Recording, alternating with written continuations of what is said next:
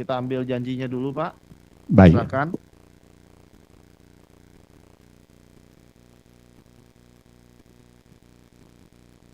Tangan kiri di atas Alkitab, Pak. Tangan kanan bentuk huruf V. Protestan, Pak ya? Protestan. Ya, di bawah telinga. Baik. Pada hakikatnya Bapak yang berjanji, saya hanya mengucapkan janjinya saja. Bapak ikuti ya ucapan Baik. janjinya ya. Baik.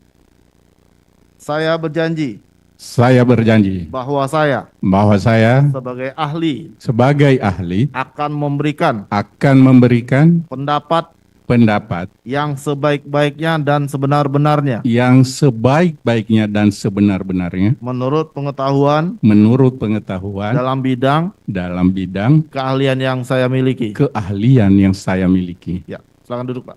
Terima kasih. Baik, saksi ini akan menerangkan seputar lalu lintas ya Betul yang mulia. untuk Betul, semua berkas ya, Pak ya. Betul, boleh. Ya, silakan untuk dimulai pertanyaannya, Pak. Baik, Saudara ahli Dr. Yuspan Tariku, SHMH. Iya, Pak. Mungkin saudara ahli dapat menjelaskan dahulu latar belakang saudara di bidang keahlian apa yang saudara miliki dan mencangkup apa saja. Baik. Jadi keahlian saya tentang bidang kecelakaan dan lalu lintas, sebelumnya saya dinas di kepolisian. Saya purna pada bulan September tahun 2022. Selama dinas selama 36 tahun, 18 tahun saya dinas di bagian kecelakaan lalu lintas. Dan di sana saya mendapat tugas sebagai instruktur penyidikan kecelakaan lalu lintas dan kemudian instruktur penyidikan kecelakaan lalu lintas. Saya juga memiliki sertifikat sebagai penyidik kecelakaan lalu lintas dan juga sebagai asesor penyidik. Pada mulanya sertifikasi yang dikeluarkan oleh BNSP, Badan Nasional Sertifikasi Profesi, adalah hanya khusus mengasesi penyidik kecelakaan lalu lintas, tapi pada upgrade terakhir tahun 2021 sertifikasi yang dikeluarkan oleh Badan Nasional Sertifikasi Profesi itu kepada saya yang berlaku sampai tahun 2024 ini bisa mengasesi semua bidang tugas penyidik. Dan itu yang menjadi keahlian saya secara khusus di bidang lalu lintas, ditambah dengan pendidikan umum ya sebagai penyandang gelar doktor ilmu hukum dan juga sebagai pengajar sejak tahun 2009 di Universitas Bayangkara dan Universitas Jayabaya, kemudian Sekolah Tinggi Ilmu Hukum Pelopor Bangsa. Sampai saat ini saya berstatus sebagai pengajar dan selain sebagai dosen tetap, saya juga menjabat sebagai wakil ketua STIAP Pelopor Bangsa. Demikian. Terima kasih, saudara ahli. Mendengarnya saja saya sudah sangat yakin bahwa saudara ahli ini mempunyai keahlian dan pakar. Terima kasih. Boleh dibilang di dalam penyidikan kecelakaan lalu lintas dan persoalan kecelakaan lalu lintas khususnya. Selain sebagai praktisi mantan anggota polisi, ahli ada juga mempunyai sertifikasi di dalam bidang yang akan kami minta keterangannya pada hari ini. Iya. Baik, saudara ahli, kita langsung saja kepada pertanyaan. Iya. Bisakah saudara ahli menjelaskan kepada kami kalau ada satu peristiwa kecelakaan, apakah perlu ada laporan polisi atau polisi bisa langsung menyelidiki? Itu yang pertama. Jadi ketika ada peristiwa kecelakaan lalu lintas, itu bisa jadi ditemukan langsung oleh petugas kepolisian, baik itu petugas kepolisian umum atau mungkin petugas kepolisian bidang kecelakaan lalu lintas langsung yang sedang melaksanakan patroli. Nah, kedua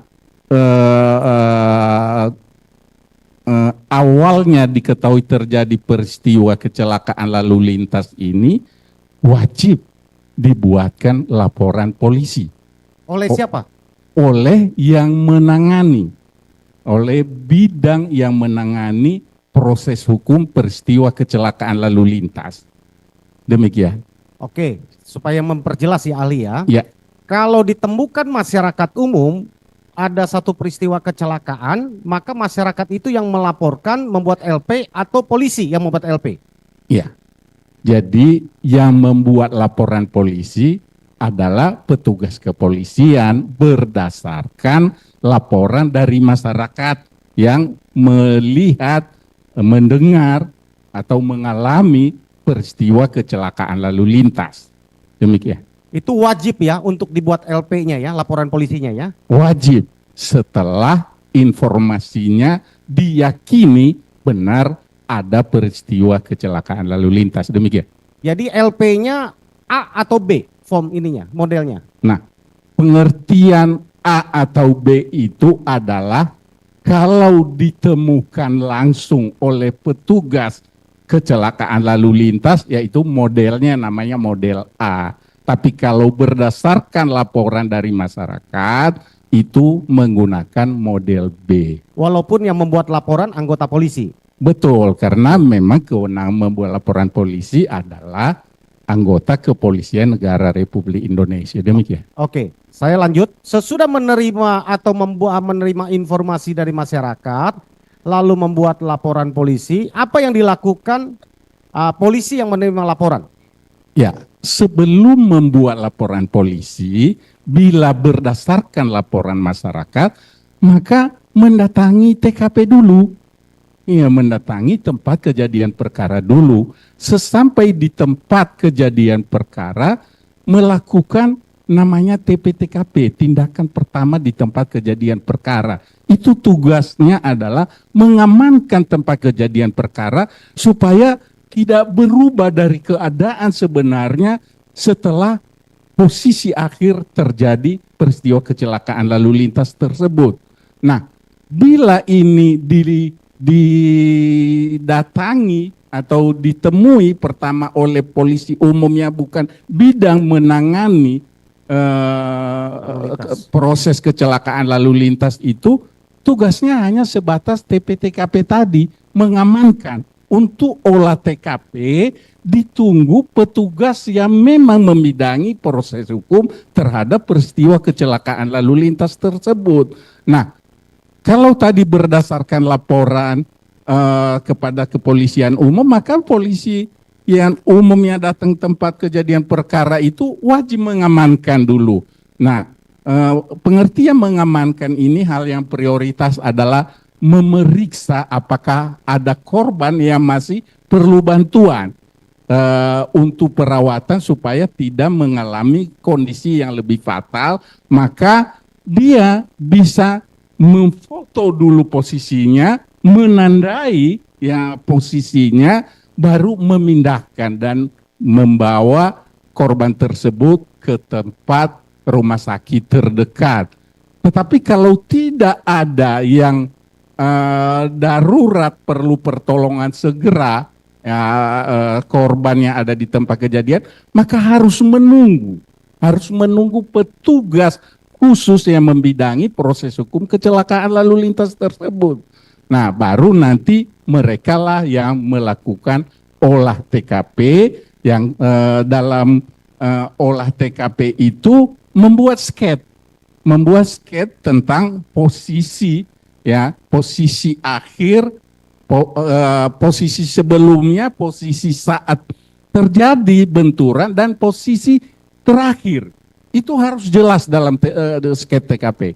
Kalau itu nggak jelas, maka sketsa TKP itu nggak bunyi, tidak bisa digunakan sebagaimana mestinya untuk mendukung pembuktian proses hukum selanjutnya. Kemudian yang paling penting lagi, dalam sketsa TKP itu dicantumkan siapa saksinya, siapa yang mengetahui peristiwa itu. Di situ dicantumkan namanya dan dia tanda tangan bahwa benar sesuai dengan yang dia lihat. Gitu. Jadi tugas ya baik yang melakukan TP-TKP maupun olah TKP harus mencari saksi fakta yang melihat kronologis terjadinya peristiwa kecelakaan tersebut, karena di tempat kejadian kecelakaan lalu lintas itu pengalaman dan pengetahuan saya sebagai ahli hukum proses kecelakaan lalu lintas bisa 60 bahkan 80% fakta tempat kejadian perkara itu menjadi kesimpulan. Menjadi kesimpulan peristiwanya apa, siapa yang bertanggung jawab, patut dipersangkakan pasal berapa, itu diawali dari olah TKP. Demikian. Oke, sepakat ahli, saya dapat dengan jelas bahwa tadi olah TKP pertama ya, itu dalam pengamanan oleh polisi umum, baru datang unit laka ya, yang bertugas untuk melakukan penyidikan ya. Betul. Yang saat itu setahu saya juga bahwa unit laka itu hanya terdapat di Polres ya, setiap polsek tidak punya ya. Tidak punya. Hanya di Polres ya, unit laka ya. Polres, Polda. Ya. Kemudian ahli, tadi ahli sudah sampaikan untuk menentukan membuat sketsa dan menyimpul, apalagi sampai pada kesimpulan bahwa itu adalah peristiwa kecelakaan yang diolah tadi tentu berangkat dari olah TKP ya. Betul. Di olah TKP itu adalah letak dari korban, kemudian yang tadi yang bisa saya sampaikan ya, kemudian saksi fakta yang melihat. Selain itu ada lagi nggak? Misalnya arah motor dari mana, mulai ada ngeremnya berapa meter, ada mungkin roda lain, takutnya bukan tunggal, kemudian bisa lihat trotoar bekas, itu lakukan nggak itu ahli? Betul. Jadi seperti saya bilang tadi, dalam sket TKP itu adalah menjelaskan posisi sesaat sebelum terjadi kecelakaan lalu lintas, saat terjadi benturan atau kepoin kalau istilah hukumnya di penyidik, dan posisi akhir. Ya, posisi akhir baik kendaraan maupun korban atau benda-benda lain yang terlibat berkontribusi ya atau berdampak pada peristiwa kecelakaan lalu lintas tersebut. Nah, mengenai tadi ya kecepatannya berapa, bekas-bekas benturan itu digunakan nanti sebagai penguatan pembuktian untuk memenuhi unsur pasal yang dipersangkakan kepada yang menjadi penyebab terjadinya kecelakaan lalu lintas tersebut. Demikian. Ahli, saya ingin berumpama. Ini terjadi bukan di Indonesia, di negara lain. Ya. Kalau ada satu, maksud saya di Indonesia tapi daerah lain ya, karena hukumnya hukum kita ya.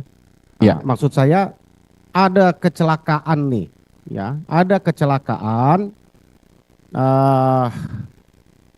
di satu tempat, ada korban, ada motor, ada korban yang satu mati atau meninggal di tempat, ada satu lagi yang merintih meminta pertolongan, ya.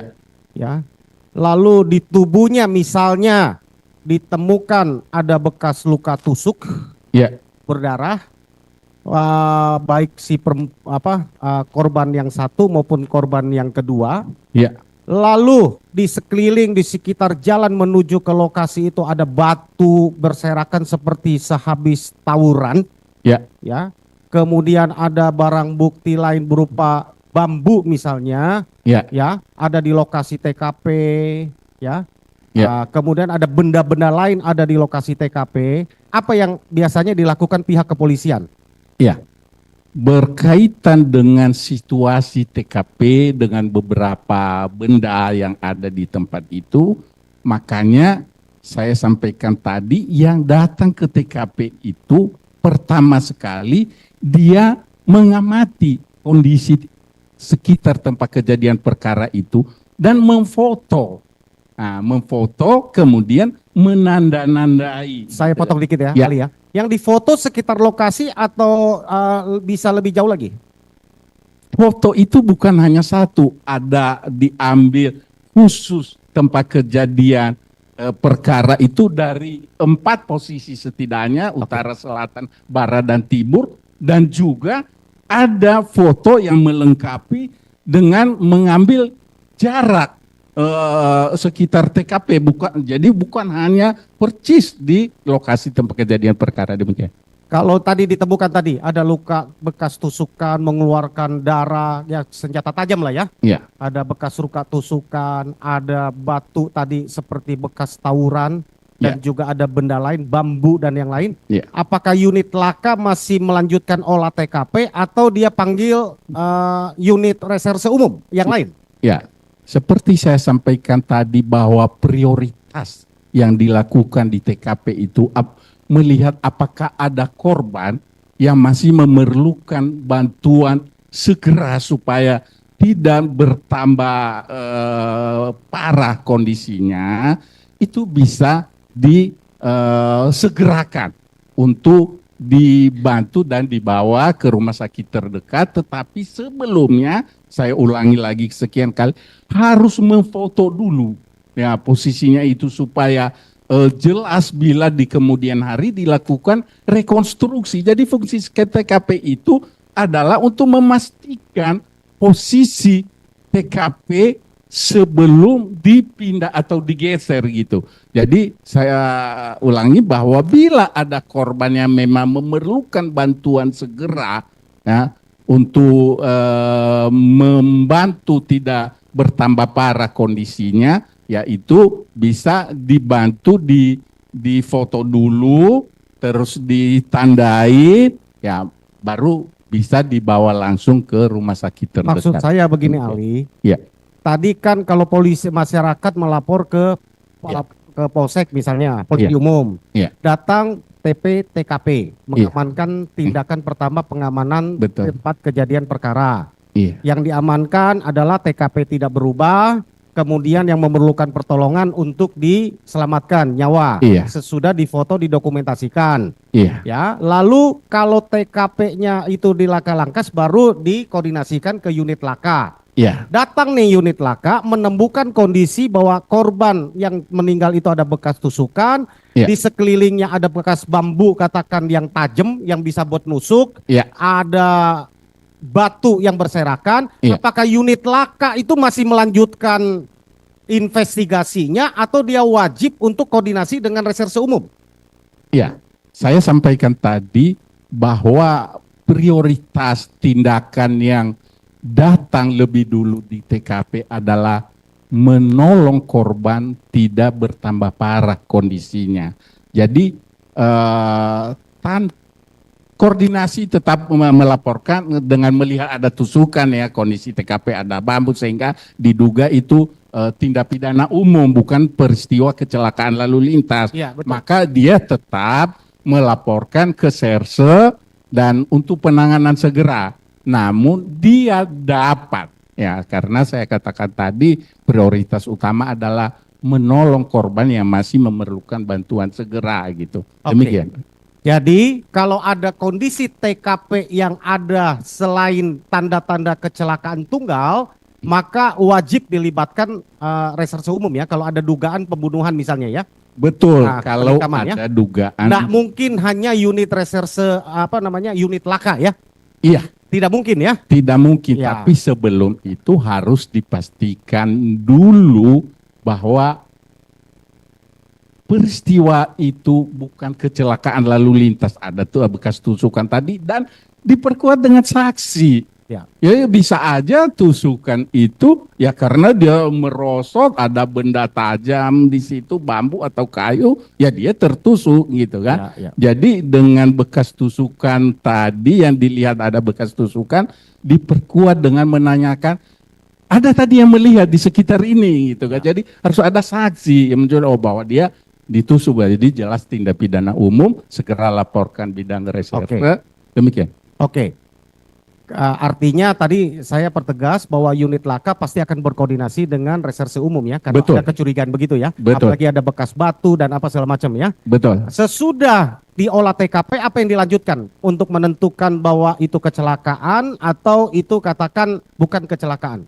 Iya, pertama setelah datang ke TKP, melakukan olah TKP, kembali ke kantor, membuat laporan polisi dan melakukan gelar perkara, gitu kan. Harus ada gelar ya? Harus ada gelar perkara untuk menganatomi, kalau istilah hukum, menganatomi peristiwa kecelakaan ini dan dugaan tindak pidana apa yang terjadi, kejadiannya seperti apa, untuk dapat memutuskan bahwa ini adalah tindak pidana, pertanggungjawaban hukumnya bisa dipersangkakan kepada pelaku adalah dalam undang-undang nomor berapa, tahun berapa, pasal berapa, bunyinya seperti apa, ya bisa menjadi dasar untuk melakukan hal itu. Oke, jadi untuk menyimpulkan bahwa itu adalah kecelakaan atau bukan kecelakaan dari satu peristiwa tadi yang disampaikan sudah kita runut tadi, Ya, harus lewat gelar perkara ya.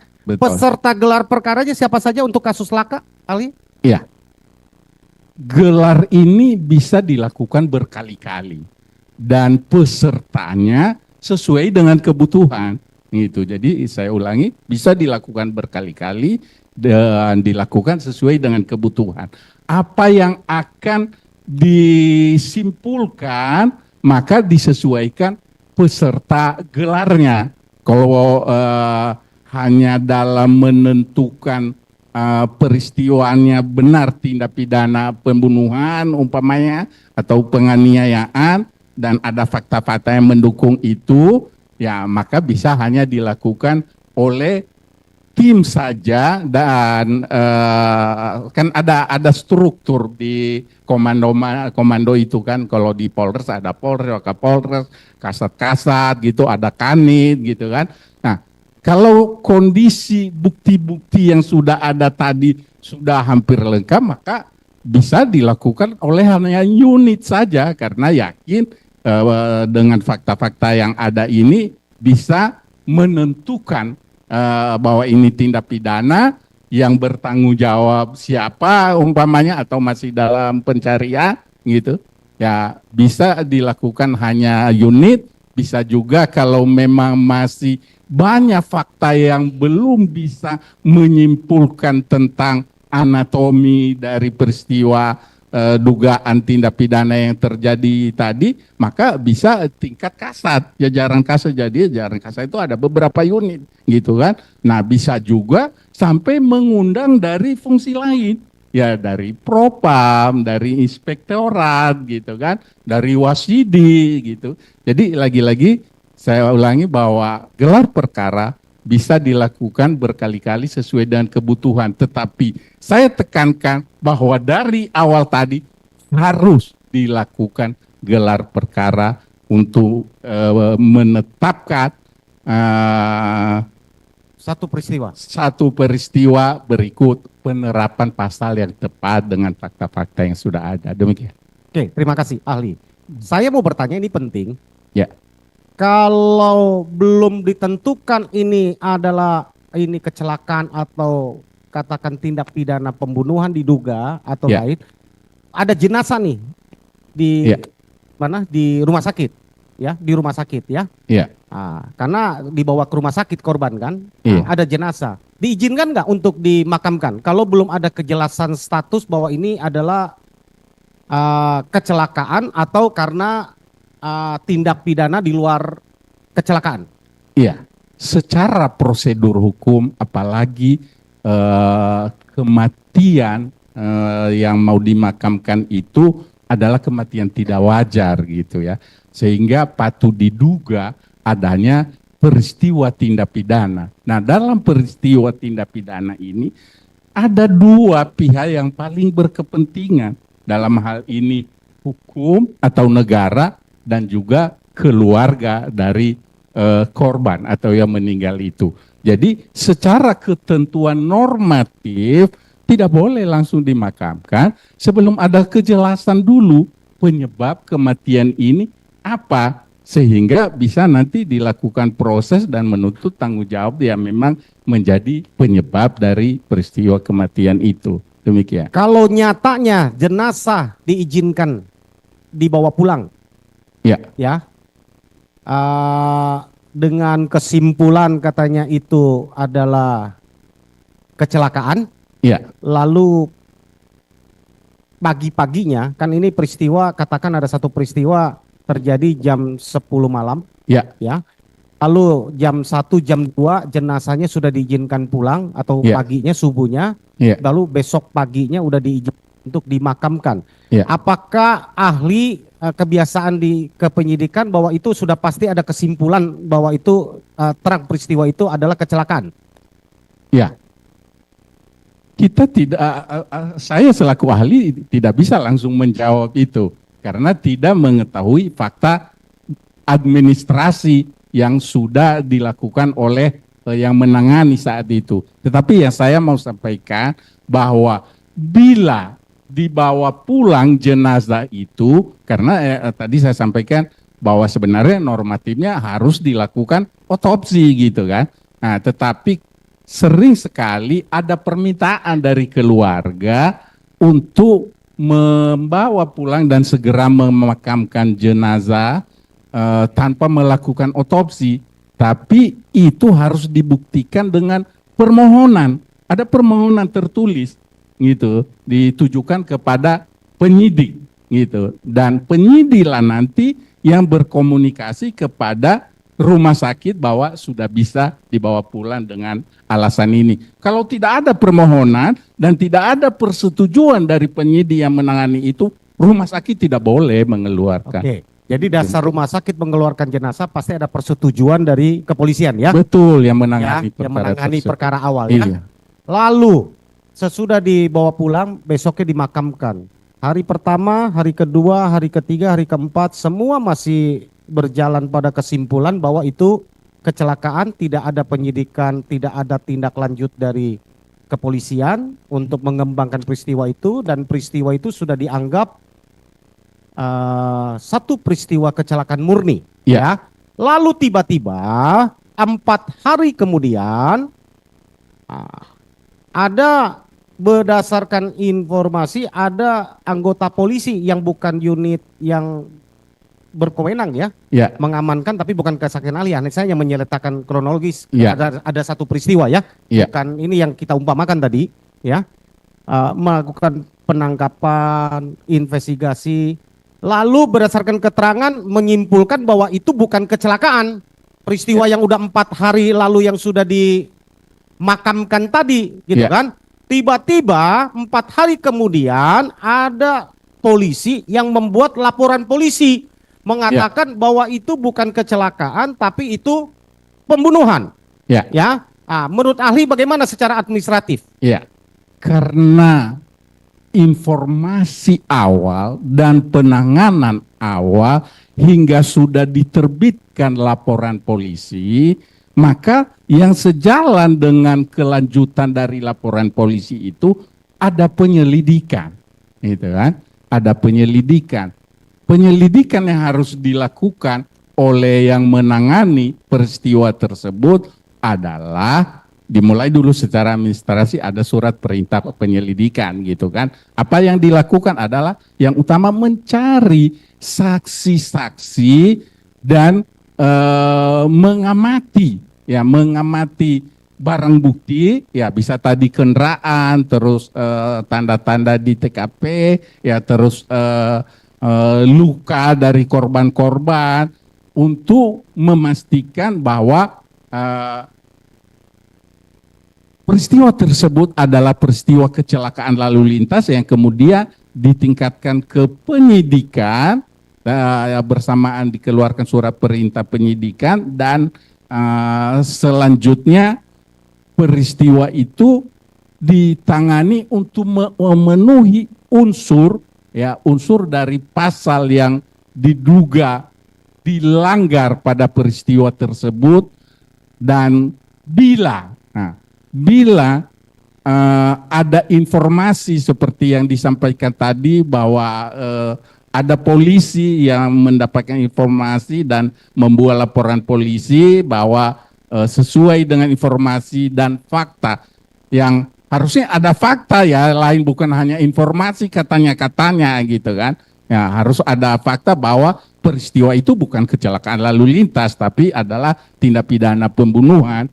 Maka laporan polisi yang sedang diproses oleh penyidik kecelakaan lalu lintas tadi harus bisa mempertanggungjawabkan bahwa ada kebenaran informasi baru tersebut. Peristiwanya bukan kecelakaan, tetapi adalah pembunuhan. Nah, namun bila penyidik kecelakaan lalu lintas telah melakukan tugasnya sebagaimana mestinya, saya sampaikan tadi, mereka datang ke TKP menanyakan saksi, ya apalagi sebenarnya masih ada saksi di TKP itu, tapi ternyata di dalam prosesnya tidak ada. Ya, ada apa ini? Apakah tidak ditanya siapa saksi yang melihat saat itu, atau ya diabaikan? Ya, kalau diabaikan faktornya apa? Kita kan tidak tahu.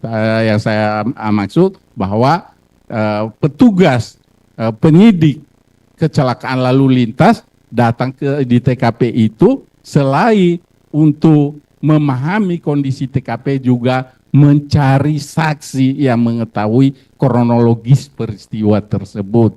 Demikian. Itu idealnya ya, ahli ya. Ya. Itu idealnya, saya sepakat ya, karena kami juga biasa menangani perkara seperti begitu ya. Ya. Tapi kalau ada, sudah dinyatakan 4 hari kecelakaan sudah dimakamkan, LP-nya sudah ditangani oleh Polres yang lain ya. Tiba-tiba ada kepolisian Polres yang lain, bukan Polres awal yang menangani kecelakaan. Ya.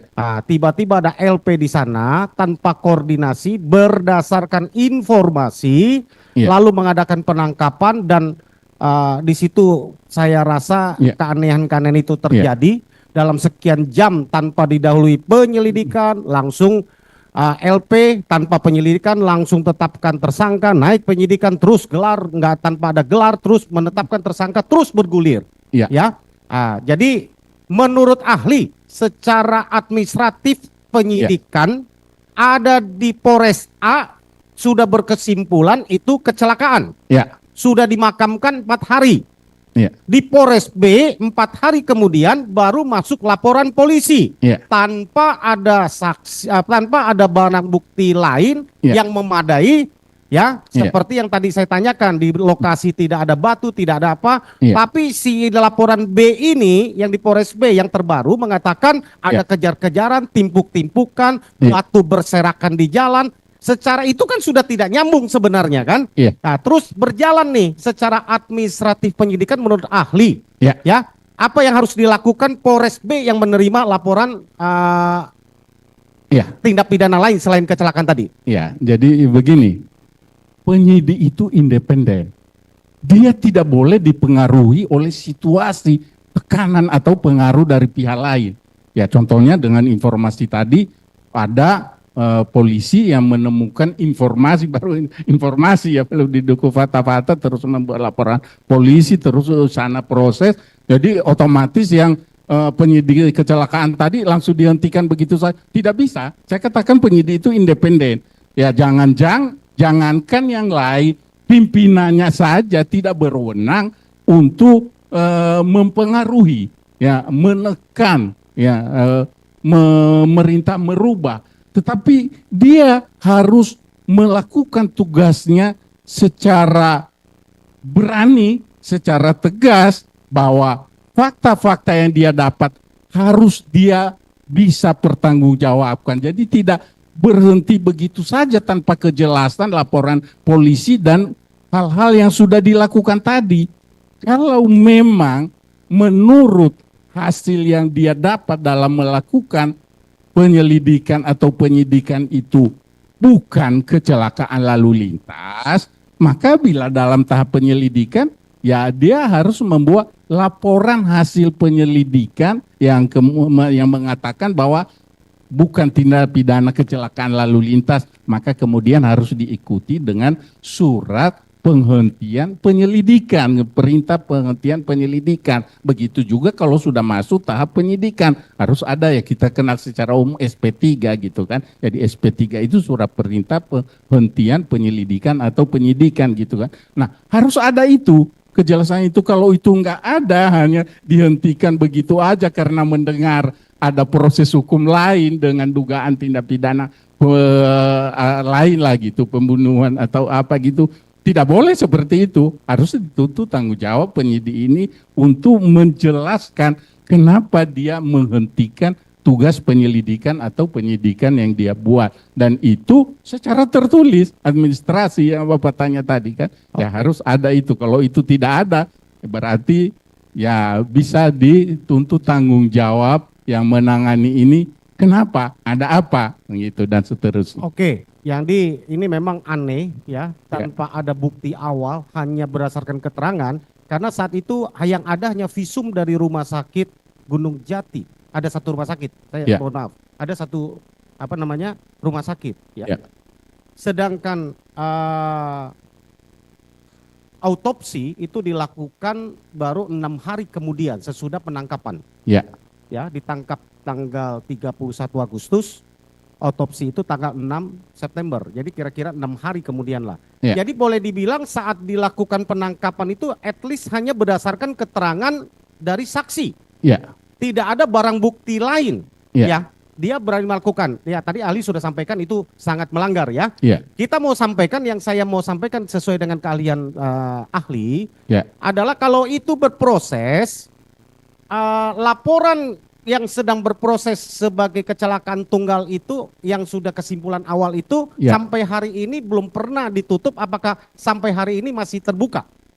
Masih terbuka karena belum ada penghentian dari penyelidikan atau penyidikan yang dilakukan terhadap dugaan perkara dalam laporan polisi tersebut. Jadi masih terbuka karena belum ada penghentian. Dan penghentian itu ada penetapannya yang ditandai oleh pimpinan, kepala satuannya, Kasat Lantas gitu, atau Kapolresnya gitu, dan diberikan kepada keluarga korban. Nah, diberikan kepada keluarga korban sebagai pemberitahuan bahwa penyelidikan atau penyidikan sudah dihentikan dengan alasan apa, fakta-fakta yang ditemukan oleh penyidik. Oke, terima kasih ahli. Kami sudah paham ya bahwa satu peristiwa sudah dinyatakan kecelakaan tunggal, 4 hari kemudian dinyatakan pembunuhan tanpa melihat hasil penyidikan awal, biar nanti yang masyarakat lah yang menilai ini ya, dan juga yang mulia ya dalam fakta persidangan yang ini ya. Yang kita ingin sampaikan kepada ahli adalah bahwa peristiwa LP tentang atau proses tentang penyelidikan kecelakaan itu masih terbuka ya sekarang ya. Artinya kan belum ada kesimpulan, karena ada kesimpulannya lain kan. Betul. Oh, itu pembunuhan kan, untuk lakanya masih terbuka berarti. Masih terbuka. Oke, terima kasih, cukup dari yang saya mulia. Ada yang mau tambahkan? Baik, saya melanjutkan. Tadi dikatakan oleh saksi bahwa diadakan oleh ahli, diadakan olah TKP. Kesimpulan olah TKP itu biasanya tadi ahli menyatakan 80% sudah bisa disimpulkan. Berdasarkan olah TKP tersebut. Betul. Nah, oleh karena itu kemudian mungkin saya tidak tahu karena pihak keluarga tidak juga menyebutkan bahwa esoknya kemudian jenazah itu diserahkan kepada keluarga. Artinya sudah ada persetujuan penyidik di sini bahwa ini boleh dibawa. Betul. Kan gitu. Nah, yang saya ingin tanyakan adalah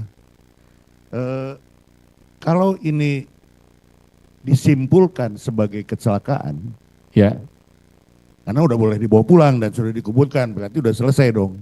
Betul. Selesai kan?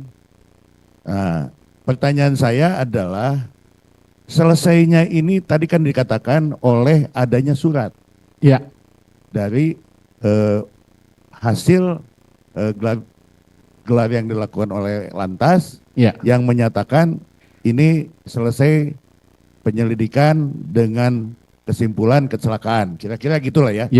Saya tidak tahu suratnya seperti ini. Nah, yang ingin saya tanyakan adalah bagaimana seandainya di dalam masalah ini terjadinya adalah di satu wilayah hukum Polres A, ya kan?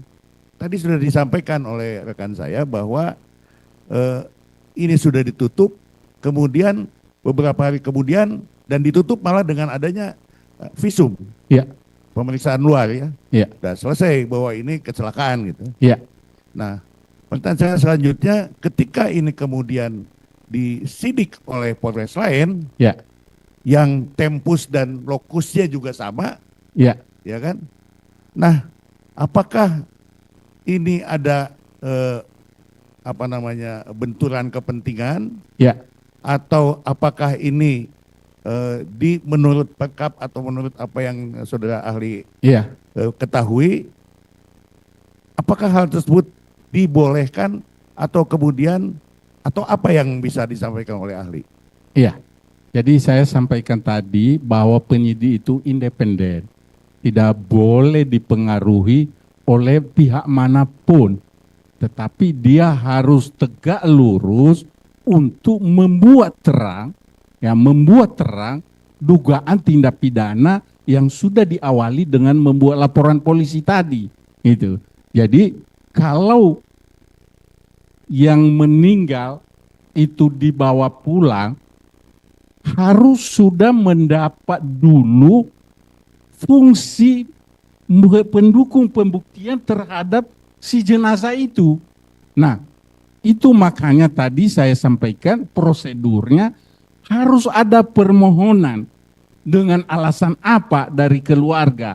Maka nanti penyidik menjawab secara aturan hukum harus dilakukan otopsi ya atau bedah mayat gitu untuk membuktikan dugaan tindak pidana yang diduga terjadi sebagai penyebab terjadinya meninggalnya seseorang tersebut. Nah, kalau keluarga tetap memaksakan, biasanya alasan keluarga ya kami ingin keluarga kami cepat ada ketenangan rohnya di sana gitu. Itu yang sering kami alami, alasan-alasan keluarga. Kami tidak tega keluarga kami dipotong-potong gitu. Tetapi kewajiban penyidik harus menyampaikan konsekuensinya. Ketika normatif aturan itu tidak dilakukan, maka ada kelemahan dalam pembuktian yang menjadi dasar putusan nanti ketika diperiksa dan diputus oleh yang menangani di pengadilan. Demikian. Ya, artinya kan begini, ketika sudah diputuskan bahwa itu kecelakaan, Ya. artinya itu kan sepengetahuan dan persetujuan dari keluarga kan? Betul. Nggak mungkin sepihak penyidik akan melakukan itu kan? Tidak boleh. Nah, di dalam pernyataan dan lain-lain yang disodorkan oleh penyidik kepada keluarga, Ya. itu sudah termasuk di dalamnya bahwa kalau ada apa-apa bukan tanggung jawab penyidik. Betul. Ya kan begitu kan? Iya. Nah, kalau kemudian ada beberapa hari kemudian ada kasus yang ada LP yang lain yang tempus dan lokusnya sama, kemudian juga korbannya juga sama, Ya. apakah itu ada pembunuhan 2 kali atau bagaimana ya? Tentu. Kan ini udah ditutup dengan adanya kesepakatan antara penyidik dengan keluarga, katakanlah begitu. Betul. Nah, ketika ini kemudian disidik lagi bukan oleh Polres yang bersangkutan, bahkan oleh Polres yang di luar wilayah hukumnya, itu bagaimana pandangan ahli? Iya. Jadi menggeliti pertanyaan apakah 2 kali pembunuhan udah mati terus dibunuh lagi apa ini? Jadi saya sering ini kalau menanya tanggal lahir seseorang beda dengan yang ada di identitasnya jawabannya. Saya bilang kamu lahir berapa kali gitu kan. Begitu juga ini berapa kali dibunuh gitu kan. Jadi cukup menggeliti gitu. Jadi kembali pada intinya pertanyaannya apakah dengan 2 penanganan itu yang berbeda mana yang sah? Itu intinya sebetulnya pertanyaannya. Mana yang sah? Yang sah adalah yang semula sepanjang dia bisa bertanggungjawabkan sumber dan fakta-fakta yang dia kumpulkan untuk menyimpulkan bahwa itu peristiwa kecelakaan lalu lintas. Ya, yang lainnya ya apalagi kalau hanya informasi ya, terus menangkap dulu ya peran polisi. Sementara itu kan bukan peristiwa tertangkap tangan gitu kalau bahasa hukumnya. Harusnya melalui prosedur dulu. Ya, siapa yang melaporkan itu ya diminta keterangannya dulu. Itu baik dalam KUHP maupun peraturan Kepala Kepolisian Republik Indonesia, ya prosedurnya seperti itu. Ya, karena bukan tertangkap tangan, ya melaporkan itu dulu diminta keterangannya, saksi-saksinya apa, baru nanti yang terlapor itu dipanggil. Jadi kalau gujul-gujul begitu ada hanya informasi ini ya tanpa dukung fakta-fakta langsung melakukan penangkapan, ya tentu sangat bertentangan dengan hukum acara yang berlaku di negara kesatuan Republik Saya Indonesia. kembali kepada keahlian ahli gitu ya. Ya. Bagaimana administrasi penyidikannya, adminnya? Kan ini udah ditutup dengan kecelakaan. Iya. Apakah hasil kesimpulan laka ini Ya. oleh Polres setempat kemudian itu diberikan kepada siapa saja? Apa termasuk kepada Polres yang menyidik kemudian? Iya.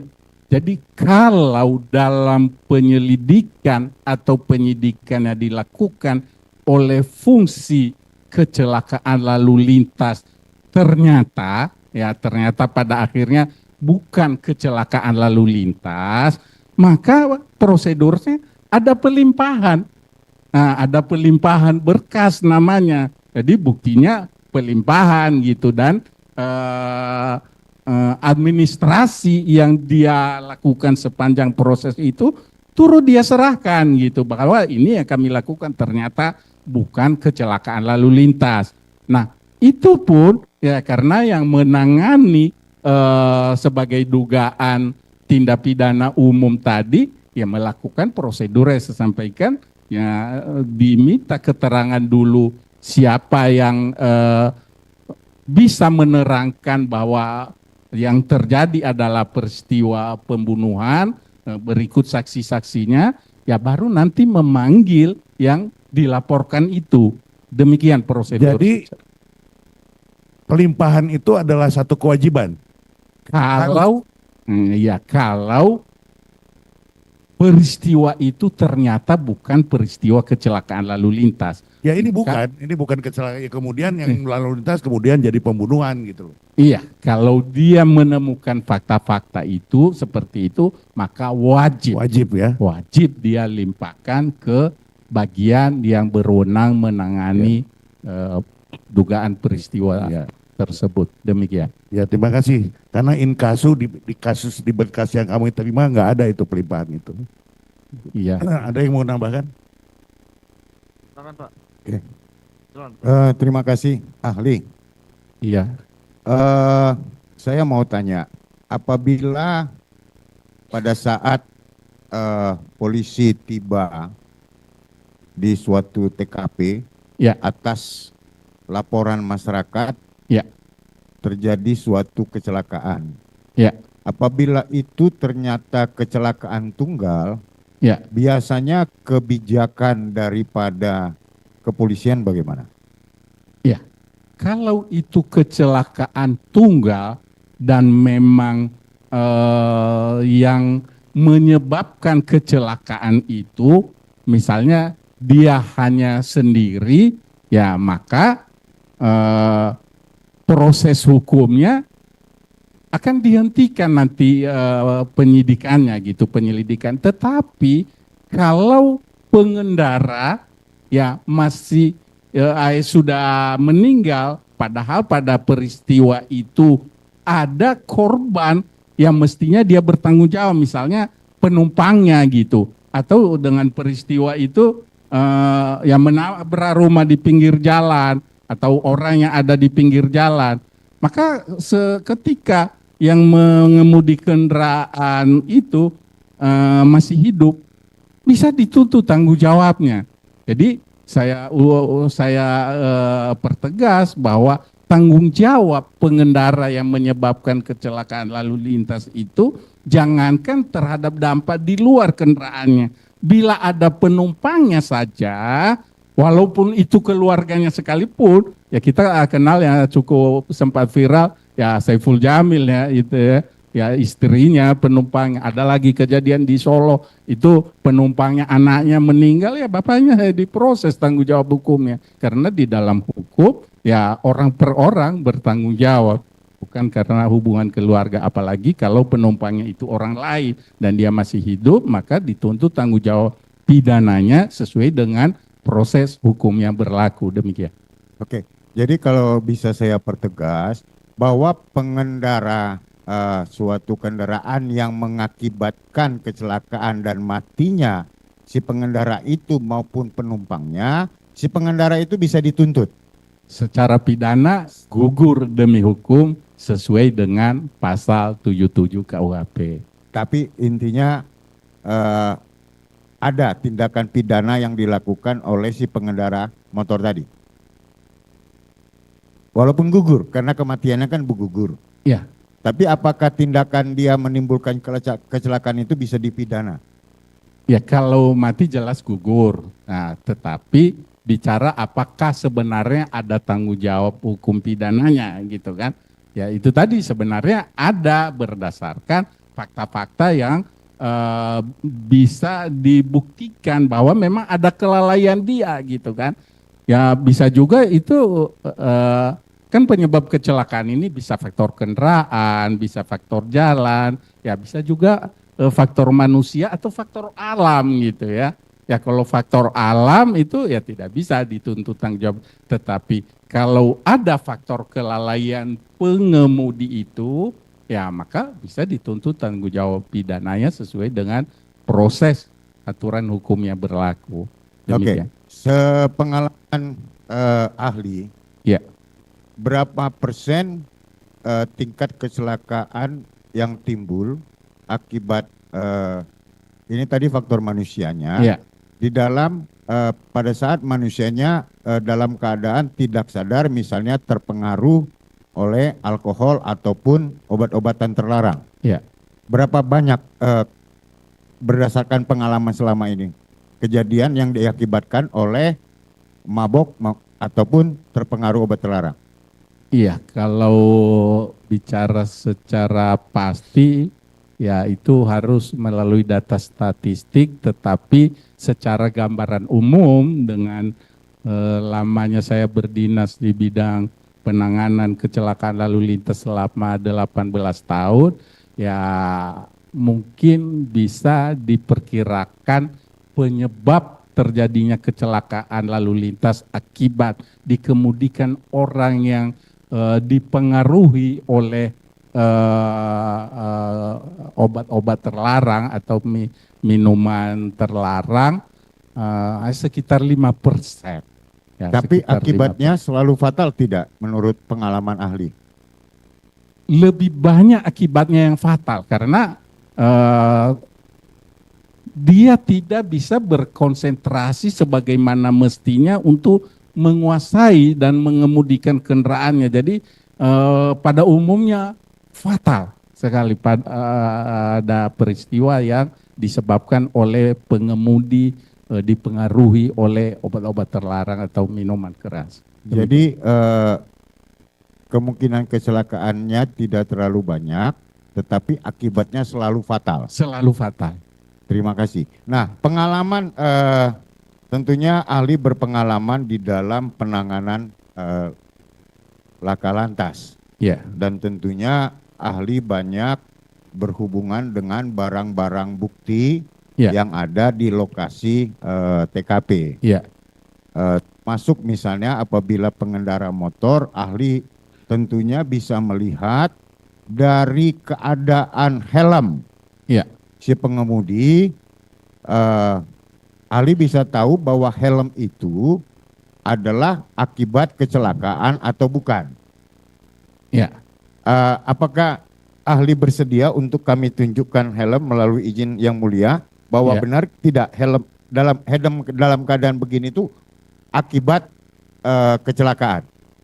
Izin yang mulia, boleh kami?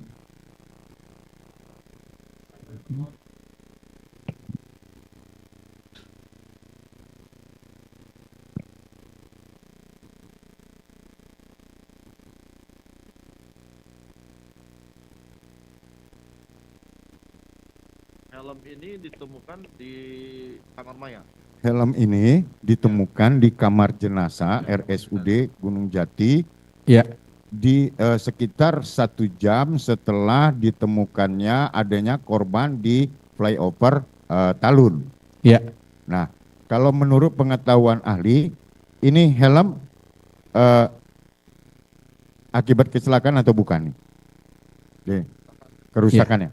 Dilihat dari kerusakannya, tidak bisa langsung disimpulkan sepenuhnya bahwa ini akibat dari peristiwa kecelakaan. Tetapi untuk membuktikan atau memastikan ini disebabkan kecelakaan lalu lintas, kerusakannya harus dikonfirmasi dengan keterangan-keterangan saksi, ya, terus berbenturan dengan apa, ya, lebih memastikan lagi ada pembuktian forensiknya itu. Oke. Ya, tapi Dari 4 orang saksi yang sudah diperiksa di muka persidangan, ya, mereka melihat bahwa helm ini ada di TKP kecelakaan. Bagaimana menurut pendapat ahli? nah, oleh saksi yang menerangkan ini ada di tempat kejadian kecelakaan dan sesuai dengan kronologis yang disampaikan, maka sudah bisa dipastikan bahwa itu kerusakan disebabkan kecelakaan lalu lintas. Terima Demikian kasih, menurut saya. Demikian.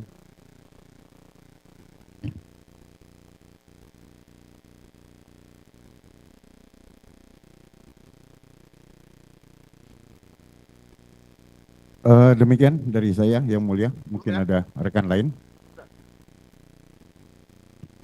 Terima kasih Yang Mulia.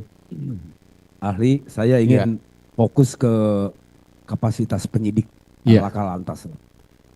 Menurut pengalaman ahli yang sudah berpengalaman sekitar 18 tahun, Iya, apakah setiap penyidik laka lantas dibekali pengetahuan untuk membedakan ini laka lantas atau ada indikasi tindak pidana lain? Iya. Pada saat dia melihat korban. pada dasarnya kewajiban institusi untuk membekali personilnya keahlian di bidang yang dijalankan oleh masing-masing. Begitu juga di penyidik kecelakaan lalu lintas.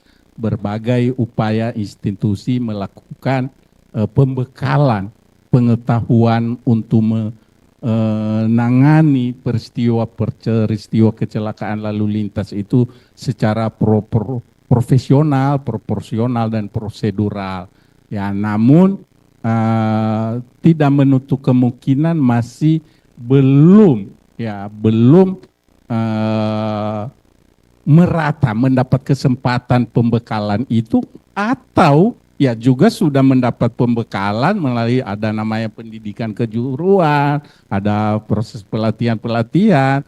Tapi kadang-kadang kan ada orang juga yang memang daya serapnya kurang atau kurang serius gitu ya. Nah, bisa jadi seperti itu, Pak. Tapi paling tidak setiap penyidik pada awalnya bisa identifikasi awal ya. Ya, Apakah korban itu korban kecelakaan atau korban tidak pidana lain?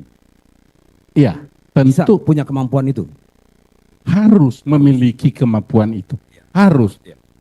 Salah satu yang diharuskan penyidik itu bisa menjalankan tugas sebagai penyidik, ya kalau sekarang ini ada peraturan pemerintah kan, dia harus sarjana gitu kan, harus sarjana dan memiliki sertifikasi sebagai penyidik gitu kan. Nah, setidak-tidaknya di timnya itu ada salah satu yang memiliki sertifikasi sebagai penyidik tindak pidana kecelakaan lalu lintas. Demikian. Terima kasih. Kemudian yang kedua nih, tadi dijelaskan oleh ahli bahwa yang membuat LP di laka lantas itu adalah siapa yang menanganinya. Iya. Betul. Kalau seandainya di LP itu disebut dalam LP itu hanya disebutkan di dalam laporan itu hanya laka lantas, tidak ada tindak pidana lain, itu artinya apa? Ya, artinya di format laporan polisi kecelakaan itu ada kolom yang mencantumkan kesimpulan sementara. Ya, jadi kesimpulan sementara berdasarkan fakta-fakta yang didapat oleh penerima laporan, diduga peristiwa kecelakaan lalu lintas seperti itu. Ya. Jadi dalam LP itu kalau seandainya hanya dicantumkan itu di kematian korban atau korban itu korban itu disebabkan oleh laka lantas, berarti tidak mungkin dibuka lagi untuk kemungkinan tidak pidana lain. Ya, sementara sesuai dengan laporan, fakta-fakta yang ada adalah peristiwa kecelakaan lalu lintas, ya kemungkinan ada penyebab lain atau tindak pidana lain, ya tentu nanti berkembang dengan hasil penyelidikan dan penyidikan yang didapat oleh penyidik. Kalau secara administratif nih, administrasi penyidikan, akhir dari proses penyelidikan di laka lantas itu apa? Seperti apa? Ya, akhirnya adalah pertanggungjawaban hasil temuan dari peristiwa yang ditangani tentang dugaan tindak pidana kecelakaan lalu lintas tersebut. Bisa berupa, kalau tidak cukup bukti, ya berupa penghentian penyelidikan atau penyidikan. Tetapi kalau cukup bukti, ya pelimpahan berkas ke jaksa penuntut umum. Ya, demikian. Oke. Terima kasih. Ini satu yang terakhir. Pada saat proses penyerahan jenazah, Ya. apakah di dalam secara administratif dijelaskan dalam bukti surat administrasinya itu penyebab kematian korban pada saat penyerahan jenazah ya, disertai itu dengan administrasi itu? Mengenai penyerahan korban atau jenazah pada keluarga, apakah ada disertai penyebab kematiannya? Tertulis penyebab kematiannya ada? Tidak. Di situ hanya menyerahkan berdasarkan permintaan, ya permintaan dari keluarga ke penyidik dan penyidik ke rumah sakit, gitu ya. Jadi yang didomani rumah sakit adalah penyidik. Bukan keluarga, gitu ya. Jadi dari keluarga ke penyidik, ya penyidik ke rumah sakit. Demikian proses. Tanpa mencantumkan penyebabnya. Tanpa mencantumkan penyebabnya untuk penyerahan tersebut. Terima kasih. Terima kasih. Ali. Izin Yang Mulia, kami lanjutkan satu pertanyaan saja. Barangkali ini sangat penting untuk ditanyakan kepada ahli. Sepengetahuan dan sepengalaman ahli, selama berapa tahun di Laka Lantas, di unit Laka Lantas? 18 tahun. 18 tahun. Apakah setiap kecelakaan sepeda motor yang menyebabkan kematian pasti atau selalu ditandai dengan kerusakan sepeda motor yang parah? Gitu. Ya. Pertanyaannya, apakah setiap peristiwa kecelakaan lalu lintas yang melibatkan sepeda motor selalu ditandai dengan kerusakan berat? Tidak. Ya, bergantung, peristiwa bisa jadi hanya tersenggol sedikit, ya karena bisa jadi sedang dalam kurang konsentrasi, maka bisa mengakibatkan kecelakaan, dia jatuh, mungkin sempat ngerem mengurangi kecepatan, namun tidak tertahan, tetap jatuh karena sempat ngerem dan mengurangi kecepatan, tentu benturan jatuhnya tidak begitu keras, maka dimungkinkan bahwa peristiwa kecelakaan lalu lintas yang melibatkan sepeda motor tidak selalu harus mengakibatkan kerusakan berat. Demikian. Oke. Sekalipun si pengendara pada akhirnya meninggal dunia karena terbentur ke benda seperti tiang listrik atau tiang penerangan umum, tapi motornya tidak sampai menabrak, hanya sliding seperti itu. Apakah juga pasti ditandai dengan kerusakan berat dari motor itu sendiri? Tolong diulangi. Sekalipun si pengendaranya kemudian meninggal dunia, Ya. Apakah dimungkinkan juga sepeda motornya yang kerusakan minor akibat tidak membentur apapun misalnya, tapi yang membentur si pengendaranya? Iya. Saya sampaikan tadi bahwa peristiwa kecelakaan lalu lintas yang melibatkan sepeda motor tidak selalu mengalami luka rusak berat, tetapi pengendaranya bisa mengakibatkan meninggal dunia. Itu sangat mungkin. Ya, seperti tadi saya sampaikan, mungkin dia tidak begitu keras benturannya dan menimbulkan kerusakan berat karena dia mungkin sempat mengurangi kecepatan dan ngerem namun tidak tertahan, dia terlempar, jatuh ke benda keras, ya apalagi kalau bagian-bagiannya fatal, kepala umpamanya, bisa jadi sepeda motornya tidak rusak berat tapi pengemudinya meninggal dunia.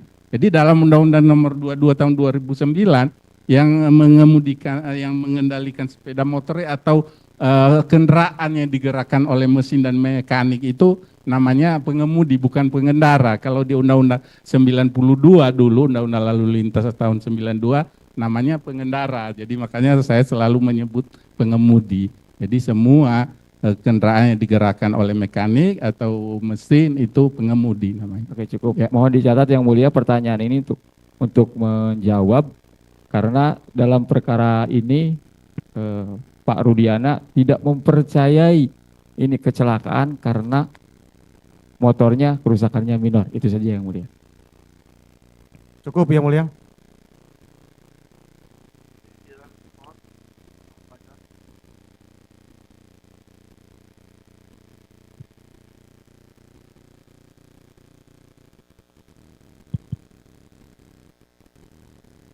Terima kasih Yang Mulia atas waktu yang diberikan kepada termohon. Ahli Dr. Yusen. Iya Pak. Menurut pendapat ahli, supaya masyarakat pengemudi aman, sebenarnya apa syarat-syarat suatu jalan atau jembatan itu berfungsi baik? Adakah syarat-syarat yang harus dipenuhi, katakanlah harus lebar, trotoar, tanda-tanda, rambu-rambu. Kami ingin menanyakan itu supaya jangan sampai korban-korban kecelakaan ini semakin hari semakin banyak. Iya. Menurut pendapat ahli sebenarnya apa yang ideal itu terhadap jalan maupun jembatan layang dan seterusnya? Iya. Jadi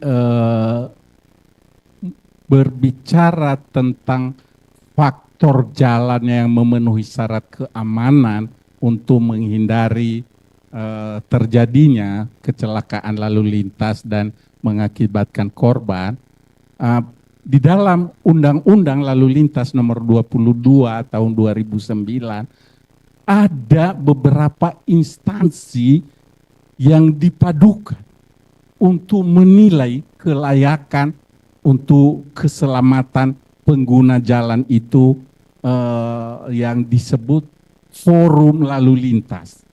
Forum lalu lintas. Jadi ada 5 kementerian itu termasuk Polri untuk melakukan pengamatan, ya melakukan perencanaan, ya melakukan pembangunan, dan bahkan selalu melakukan analisa evaluasi yang berkelanjutan tentang kenyamanan dan keamanan jalan tersebut untuk layak memenuhi syarat keamanan pengguna jalan. Itu yang saya ketahui.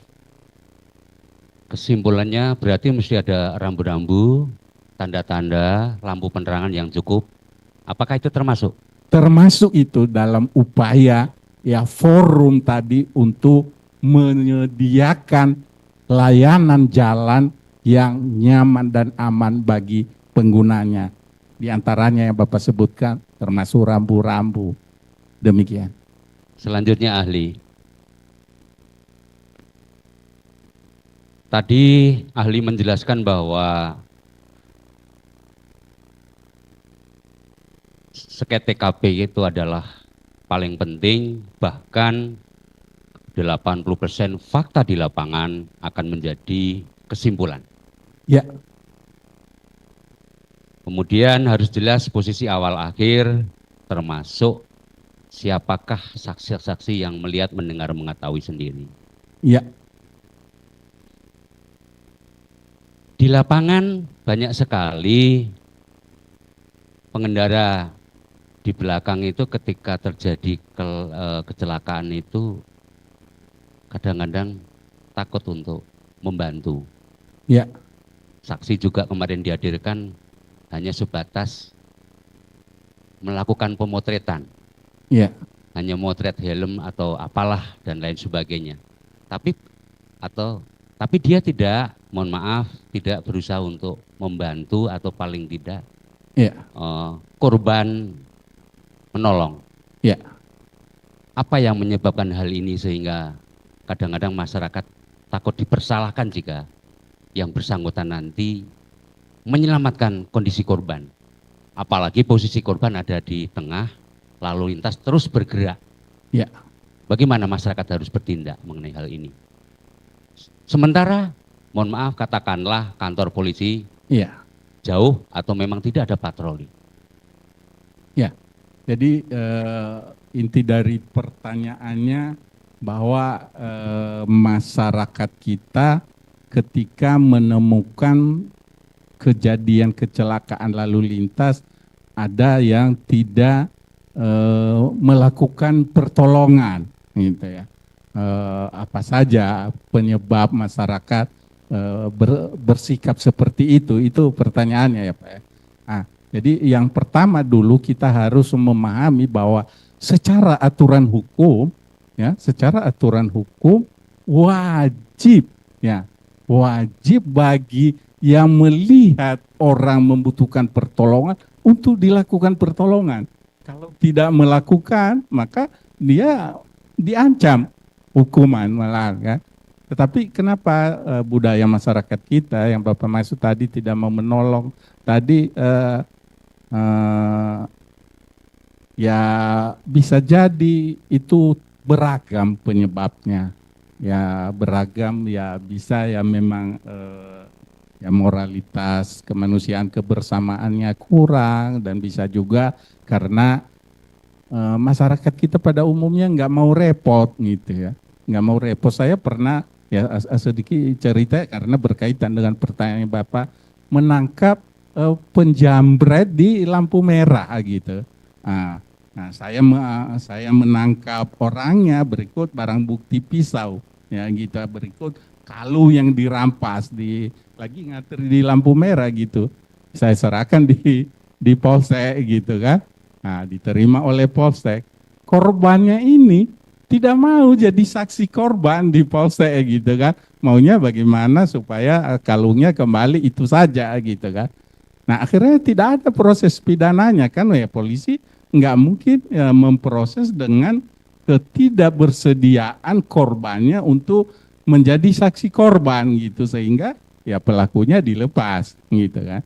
Jadi ketika dilepas banyak sekali kesan bahwa ya polisi ya tidak melakukan tugas dan kewajibannya untuk memberikan sanksi kepada pelaku padahal ya korbannya sendiri yang tidak mau repot ya begitu Pak.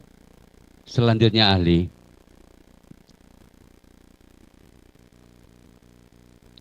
Ketika ada dua orang pengendara sepeda motor ya melintas di jalan. Ya. Kemudian dia awalnya memang mengemudi dengan baik dan sesuai. Ya. Tetapi ketika tiba-tiba katakanlah orang itu kemudian diteriaki atau katakanlah rame-rame atau katakanlah dikejar oleh beberapa kelompok orang. Iya. Terlepas itu ada masalah tidak. Ya. Lalu akibat dari kejaran teriakan itu menimbulkan dua orang itu katakanlah terjadi kecelakaan. Ya. Yang ingin kami tanyakan, akibat kematian dua orang ini akibat murni kecelakaan atau ada sebab akibat karena mohon maaf Iya. Tadi ada teriakan dan kejaran sehingga dia jadi peristiwa seperti itu. Jadi mohon pendapat ahli seperti apa ini? Ya, jadi tadi disampaikan ada. Murni kecelakaan karena memang jadinya jalan. Ya, jadi nah kalau Bapak bertanya seperti itu, jadi saya harus menjelaskan lebih luas lagi bahwa peristiwa yang terjadi di jalan itu memang sering sekali langsung disimpulkan sebagai kecelakaan lalu lintas. Ya, padahal penyebabnya beragam juga, salah satu contoh yang Bapak sampaikan tadi gitu kan. Tetapi yang perlu kita pahami sebagai penegak hukum, ya mohon izin ya Bapak sebagai jaksa kan penegak hukum gitu kan, harus memahami bahwa penyebab terjadinya kecelakaan itu benar enggak karena teriakan itu gitu kan, atau tidak karena ya justru ya saya pribadi ini diteriakin orang, dikejar padahal nggak ada masalah apa-apa, saya malah berhenti gitu, ada apa gitu kan. Bukan ketakutan sampai terjadi kecelakaan lalu lintas gitu kan. Jadi pertanyaan Bapak tadi, apakah itu dengan contoh seperti itu murni kecelakaan atau ada dugaan tindak pidana lain gitu kan. Jadi saya tentu tidak bisa menjawab secara ya atau bukan itu, karena untuk menyimpulkan itu tidak cukup dengan hanya cerita yang Bapak sampaikan. Ya, tidak cukup dengan berita yang Bapak sampaikan. Jadi ada fakta-fakta lain, ya termasuk keterangan saksi, ya yang harus dimiliki untuk menyimpulkan ya atau bukan. Demikian, Pak. Selanjutnya, ya. Masih kembali ke titik kecelakaan karena sesuai dengan ahli. Iya, Pak. Pada prinsipnya ahli tadi menjelaskan jika ada korban yang terjadi kecelakaan, dilakukan dokumen dan sebagainya, Iya. foto, dan seterusnya. Jika diketemukan fakta di lapangan, korban yang satu katakanlah masih bisa hidup, yang satu sudah meninggal, Iya. bolehkah masyarakat itu memindahkan yang sudah meninggal atau dua-duanya paling tidak sambil menunggu petugas kepolisian yang sah, atau masyarakat boleh langsung dibawa aja ke rumah sakit? Iya. Protapnya, SOP-nya seperti apa? Karena Bapak juga menjadi dosen pengajar di Bayangkara. Iya. Ya, kalau Bapak menanyakan SOP, sementara yang Bapak maksudnya di sini adalah masyarakat awam. Dua-duanya. Bagaimana dia tahu SOP? Kalau sekarang masyarakat, mohon maaf kalau dari segi masyarakat bagaimana? Iya, kalau dari segi masyarakat ya itu apa yang terpikir dia untuk kebaikan sebenarnya kan, untuk kebaikan. Kalau memang dia memindahkan atau membawa ke rumah sakit, dia tidak mengerti dampak kelebihan atau kekurangan dalam proses hukumnya nanti. Jadi dia tidak mengerti SOP gitu, Bapak. Iya. Iya, Bapak. Sudah terjawab? Masih belum, tapi masih belum jelas. Yang belum yang mana? Terkait SOP yang untuk lalu lintas. Oh. Kalau tadi kan masyarakat. Oh, iya. Ini kaitannya dengan, mohon maaf, pembelajaran terhadap Bayangkara. Ya. Kalau SOP kepada penegak hukum, ya secara normatifnya ya tidak boleh sebelum dilakukan ya pemotretan, penandaan, ya supaya di kemudian hari untuk kepentingan penguatan pembuktian, maka itu wajib dilakukan sesuai dengan SOP penanganan dugaan dugaan di TKP tindak pidana apa sesuai dengan peristiwanya. Tentu berbeda-beda, tapi secara mutlak semua harus menjamin keaslian TKP, ya ditandai dengan melakukan pemotretan tadi, ya maupun memberikan tanda dengan tulisan kapur. Penyidik itu biasanya salah satu peralatannya itu diperlengkapi, demikian. Selanjutnya, karena ahli juga ahli di bidang kecelakaan, namun di sisi lain juga sudah bertugas 38 tahun menjadi di unit 18 tahun. 18 ya. Iya. Yang ingin kami tanyakan,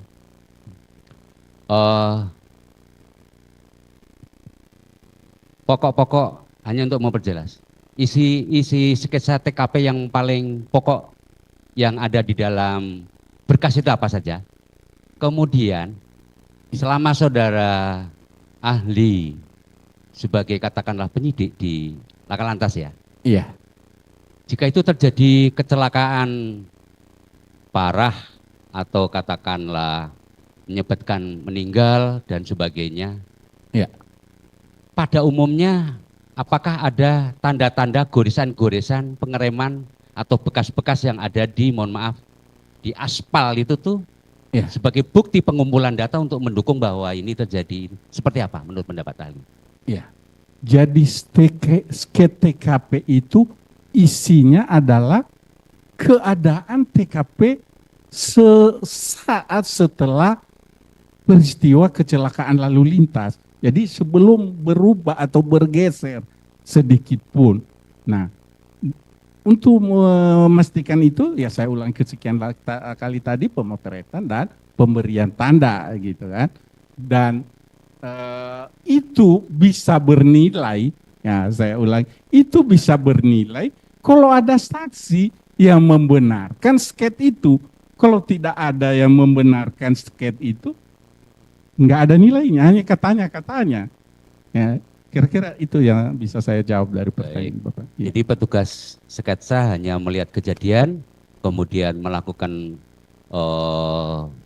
keterangan menggambar, termasuk posisi korban dan alat-alat lainnya yang ada di sekitar. Berarti kan seperti itu. Betul Pak, betul. Jadi perlu saya tambahkan bahwa tentu kita memahami sebagai penegak hukum namanya sket itu manfaatnya yang utama adalah ketika ada perbedaan keterangan atau fakta lainnya didapat di kemudian hari, maka dapat direkonstruksi kembali, menempatkan sesuai dengan posisi akhir setelah peristiwa itu terjadi. Jadi kalau seandainya sudah bisa ada kesesuaian semua fakta-fakta lain, maka tentu tidak harus dilakukan lagi rekonstruksi. Demikian Bapak. Ahli, terakhir dari kami untuk menanyakan, Iya. Bagaimana jika seorang penyidik, katakanlah korban yang ditolong itu sudah meninggal, ya, kemudian dibawa ke rumah sakit, sudah ditolong masyarakat, ya, penyidik baru datang. Terus langkah-langkah seorang penyidik, karena ahli juga pernah berpengalaman penyidik, kami bukan soal masalah ahlinya gitu. Iya. Apa yang harus dilakukan? Apakah foto di kondisi rumah sakit, kondisi luka-luka dan seterusnya, termasuk pakaian, bagaimana?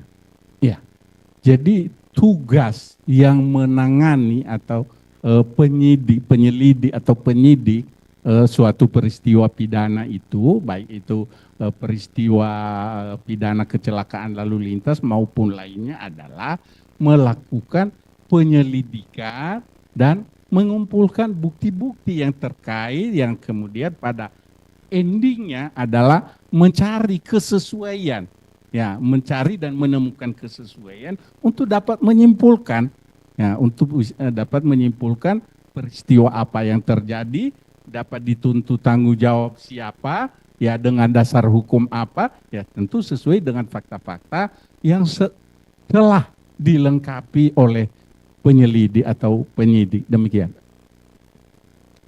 Jadi intinya tadi dari sekian pendapat ahli tadi termasuk saksi fakta tadi, jika Ya. katakanlah memang kematian terhadap korban itu tidak wajar, Ya. tidak harus itu adalah murni kecelakaan, tetapi penegak hukum lain bisa menyidik itu akibat kematian adalah hal lain. Seperti itu. Penyidik bisa melakukan penyelidikan atau penyidikan bila sudah ada dasar-dasar sesuai dengan ketentuan aturan hukum acara pidana yang kita miliki. Itu kalau langsung melakukan penyidikan tanpa melalui ya prosedur dari awal tadi, apakah itu ditemukan langsung atau kalau laporan masyarakat ya itu prosedurnya saya udah jelaskan tadi dan tentu kita paham semua itu. Ya begitu juga kalau menemukan sendiri, ya tahapan yang harus dilakukan sudah ada panduannya sesuai dengan hukum acara kita. Demikian Pak. Oke. Hal ini kami lakukan terhadap modus kejahatan itu kan bermacam-macam, ahli. Betul. Katakanlah sebetulnya, mohon maaf ya, katakanlah di daerah lain tuh itu adalah kasus pengeroyokan atau katakanlah apa. Ya. Kemudian dengan modus operandi mungkin dia membuat dan lain sebagainya. Ya. Katakanlah mungkin ditaruh di rel kereta atau mungkin dimasukkan ke laut dan sebagainya. Ya. Apakah pernah ahli menangani perkara itu sepanjang menjadi penyidik yang tadinya bukan seperti yang disangka tetapi ternyata faktanya adalah perkara lain? Pernah ahli sebagai penyidik melakukan pemeriksaan seperti ini? Tim saya belum pernah menangani secara langsung, tetapi rekan-rekan tim lain ya pernah menangani dan kemudian saya diajak untuk bergabung menangani, dan dengan fakta-fakta yang sudah dikumpulkan itu bahwa memang tindak pidana lain, fungsi lain yang menangani, maka kami melakukan pelimpahan berkas perkara namanya. Itu sesuai dengan kerjasama prosedur. dalam hal lalu lintas dan rescue itu hal yang biasa, tetapi ada pelimpahan perkara. Iya. Kalau itu memang katakanlah murni bukan katakanlah kecelakaan. Iya. Baik. Ya sebenarnya kan kita mengenal penyidik kepolisian itu di dalam Kitab Undang-Undang Hukum Acara Pidana adalah penyidik Polri namanya kan, tetapi di dalam pelaksanaan pembagian tugasnya untuk bisa menangani fokus secara spesifik, maka dibagi-bagi fungsi tugas tadi. Nah, makanya ketika ada peristiwa yang memang diduga ada hubungannya satu sama lain, maka bisa dibentuk tim terpadu. Ya, salah satunya yang cukup viral waktu itu peristiwa Tugu Tani, ya tersangka Apriani itu ya Pak, yang mengakibatkan meninggal 9 orang di tempat yang sedang olahraga pagi gitu. Itu kami gabung dari penyidik laka lantas dengan penyidik reserse. Demikian Pak. Terima kasih ahli, saya rasa cukup jelas. Baik. Terima kasih. Terima kasih. Terima kasih Yang Mulia. Majelis yang mulia, kami sebenarnya selama ini tenggang rasa sama termohon.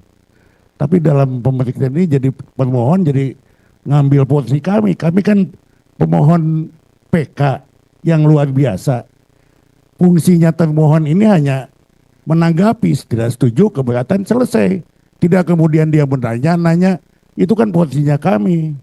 Gitu. Jadi kami mohon kebijaksanaan majelis untuk membatasi lah hal-hal begitu. Ya, yang kedua ada satu lagi yang saya ingin tanyakan.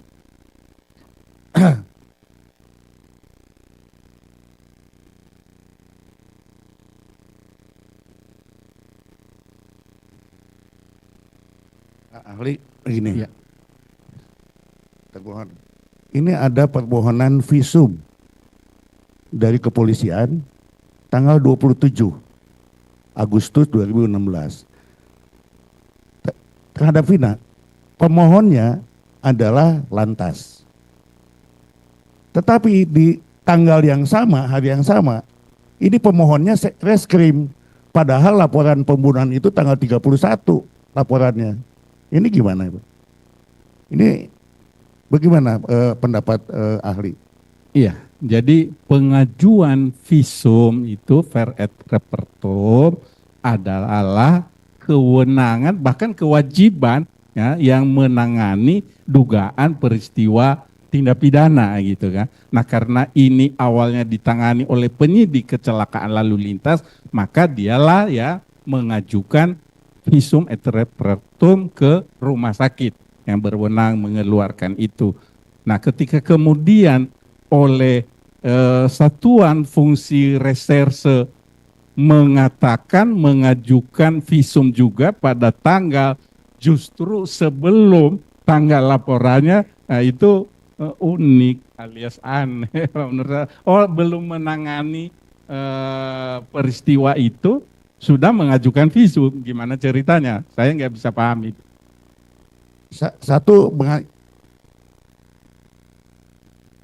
peroleh sumber, iya, ya, ya, 27 tapi reskrim.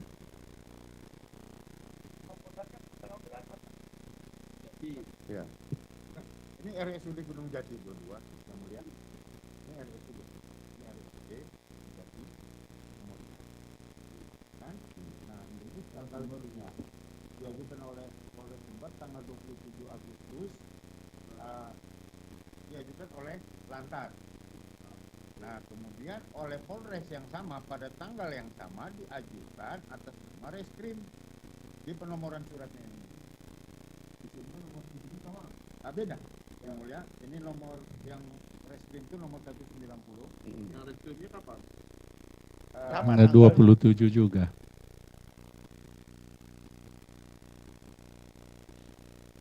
Sumber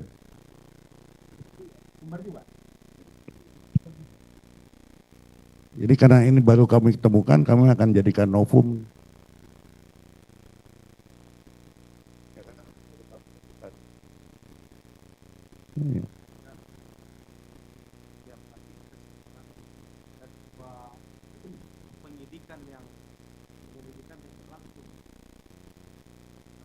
Dan tanggalnya berbeda, pemohonnya tanggalnya. Itu saja bukti. Bukan pemohonnya. Iya, dua surat yang berbeda yang berisi pengajuan visum et repertum di rumah sakit yang sama harusnya sesuai dengan waktu permasalahan itu ditangani. Ya, tadi saya mendengar bahwa laporan polisi di reserse itu tanggal 31. Tetapi kok tanggal pengajuan visumnya tanggal 27. Ya menurut saya itu cacat hukum. Sebagai ahli ya cacat hukum. Ya itu, terima kasih. Iya, karena tidak mungkin dia mengajukan visum sebelum tanggal atau waktu menangani permasalahan itu. Ya sebagai apa dia waktu itu gitu kan?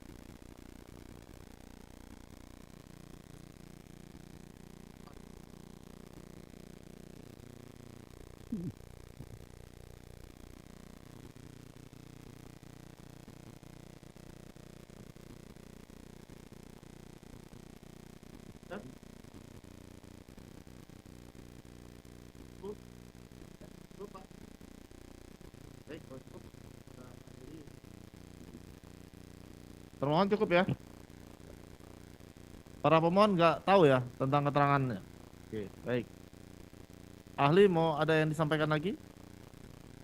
Selain yang Bapak terangkan tadi atau memberikan pendapat yang tadi, ada yang mau disampaikan lagi?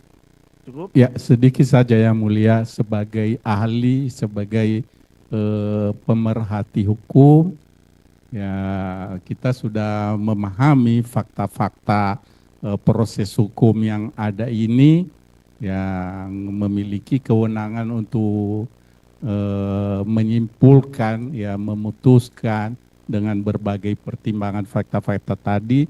Ya saya berharap banyak kepada majelis hakim yang berwenang atau sejauh mana kewenangannya bisa memberikan keadilan hukum kepada semua pihak. Itu aja yang mulia, terima kasih. Ya, Terima kasih Pak atas kehadirannya. Pemeriksaan sudah selesai, bisa kembali ke belakang. Terima kasih yang mulia.